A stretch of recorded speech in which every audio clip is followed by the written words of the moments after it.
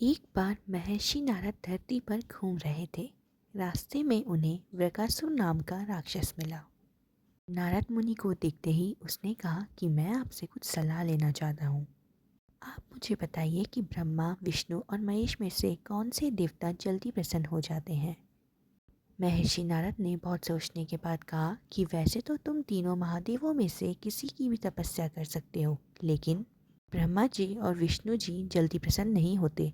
उनके लिए बहुत वर्षों तक कठिन तपस्या करनी पड़ती है। ये भी हो सकता है कि तुम्हारी आयु पूरी हो जाए लेकिन तपस्या पूरी ना हो।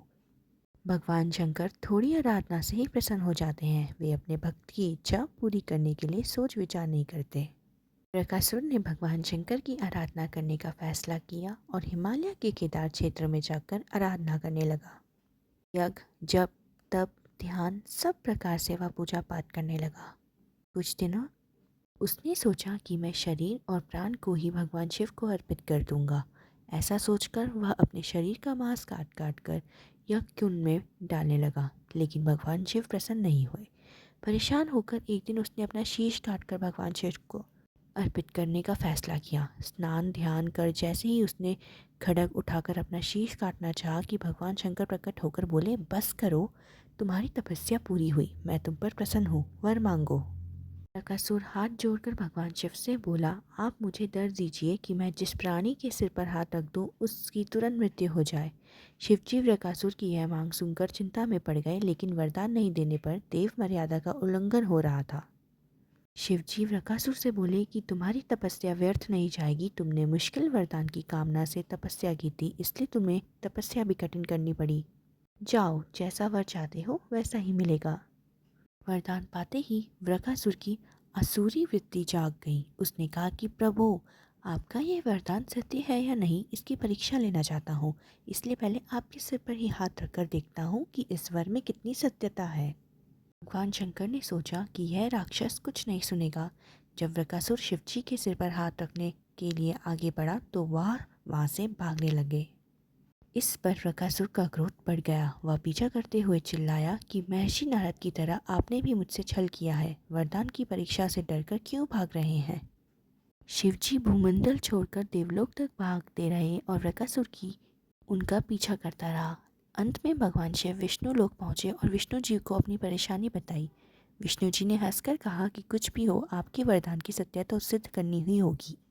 भगवान विष्णु ने योगमाया से एक वृद्ध तेजस्वी ब्रह्मचारी का स्वरूप बनाया और बकासुर की ओर चल पड़े।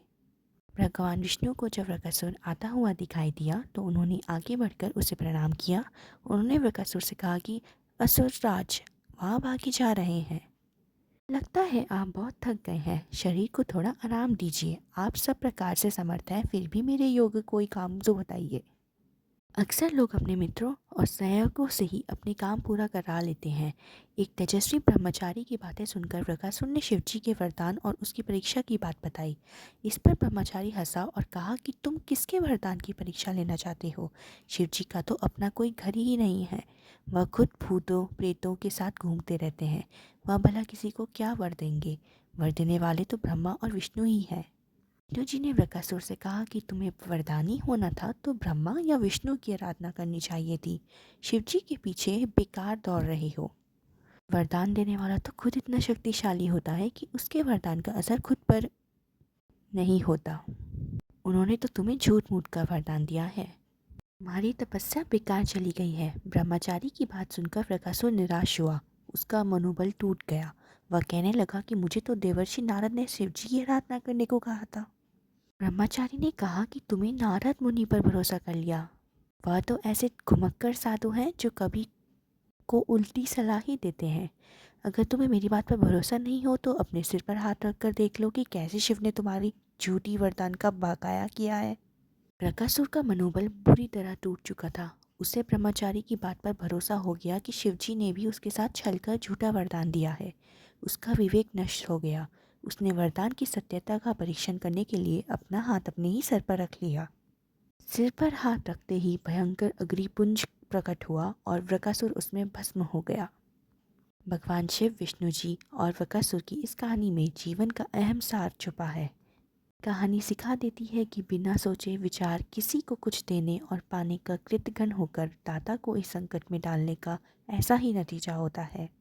कृतघ्नता के उन्माद में बुद्धि विवेक नष्ट हो जाता है और उपलब्धि ही विनाश का कारण बनती है। अगर आपको ये कहानी पसंद आई हो तो हमारे चैनल को सब्सक्राइब करें, वीडियो को लाइक करें और शेयर करें। धन्यवाद।